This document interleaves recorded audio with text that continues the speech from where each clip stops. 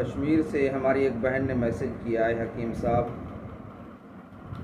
مجھے شوگر ہو گئی ہے، اور جیسے ہی میں نے شوگر کا نام سنا ہے تو میں بہت زیادہ پریشان ہوں۔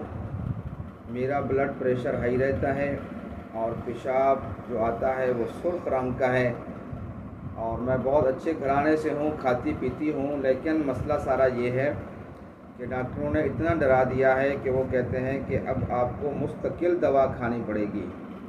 میں بہت ذہنی اذیت میں ہوں، پریشان ہوں، مجھے آپ بتائیں، کیونکہ آپ غذائی علاج بتاتے ہیں اور وہ چیزیں بتاتے ہیں جو مزاج کے موافق ہوتی ہیں، تو مجھے آپ بتائیں کہ مجھے کیا کرنا ہے۔ اللہ آپ کو جزائے خیر دے۔ ناظرین کرام، دنیا کے تمام مذاہب میں ایک بات مشترک ہے، وہ ہے انسانیت کی خدمت۔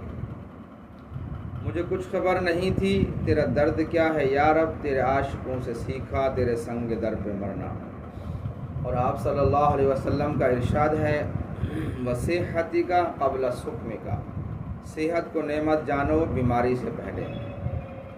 اور ایک اور مقام کے اوپر آپ صلی اللہ علیہ وسلم نے ارشاد فرمایا، ترمذی کی حدیث ہے، ما انزل اللہ لہ داء الا انزل لہ شفاء۔ اللہ تعالیٰ نے کوئی ایسی بیماری نازل نہیں کی جس کے لیے دوا نہ اتاری ہو۔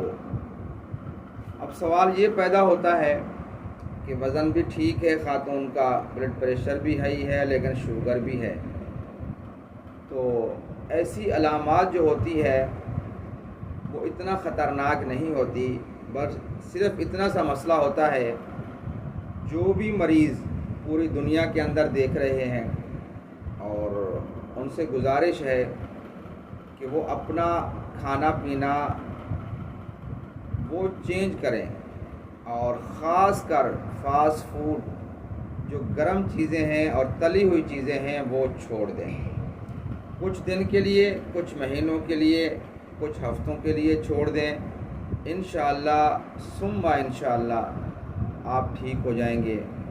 اور چھوٹا سا ایک نسخہ بتا دیتا ہوں، وہ اگر چند دن، چند مہینے، چند ہفتے کر لیں تو انشاءاللہ آپ کو فائدہ ہوگا، کیونکہ لب کی جو مشین ہوتی ہے جگر کے ساتھ جو اللہ تعالیٰ نے بنائی ہے، اس نے کام کرنا چھوڑ دیا ہے۔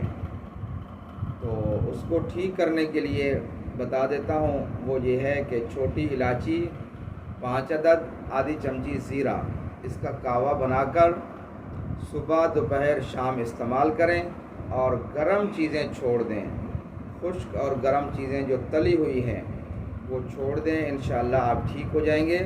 ایک اور مشورہ ہے، آپ صلی اللہ علیہ وسلم نے ارشاد فرمایا، داؤ مرضاکم بالصدقۃ، صدقے کے ذریعے اپنے مریضوں کا علاج کرو۔ جب بھی آپ بیمار ہوں تو سب سے پہلے اللہ سے رجوع کریں کہ میرے رب، میں بیمار ہوں، مجھے آپ شفا دیں، کیونکہ شفا من جانب جو ہے وہ اللہ ہے۔ اور اس کے بعد صدقہ کریں، اس کے بعد جو میں نے غذائی علاج بتایا ہے یہ آپ شروع کر دیں، کیونکہ دنیا کی دوائیاں جتنا بھی ہیں کسی کے اندر بھی کوئی شفا نہیں ہے، شفا من جانب اللہ ہے۔ اس کی ایک وجہ یہ ہے کہ ایک مرض ہوتی ہے، ایک بیماری ہوتی ہے، اس کے لیے انسان دوا کھاتا ہے، وہ ٹھیک ہو جاتا ہے، اور ایک بیماری آتی ہے اور انسان وہی دوا کھاتا ہے لیکن ٹھیک نہیں ہوتا۔